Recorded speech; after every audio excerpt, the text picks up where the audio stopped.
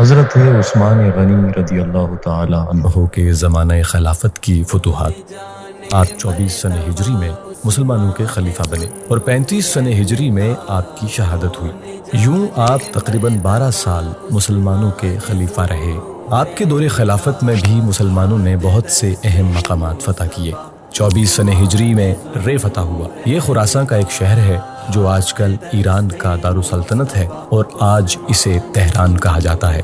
26 سن ہجری میں شہر صابور فتح ہوا۔ 27 سن ہجری میں قبرص فتح ہوا جسے آج کل سیپرس کہا جاتا ہے۔ 27 سن ہجری میں جرجان فتح ہوا۔ جرجان ایران کے صوبے گلستان کا دارالحکومت ہے جو آج کل گورگن کے نام سے جانا جاتا ہے۔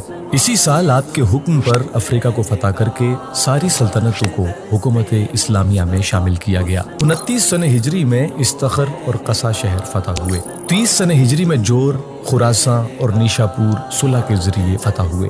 اسی طرح ایران کے دوسرے شہر طوس، سرخس، مرو اور بیک بھی صلح سے فتح ہوئے۔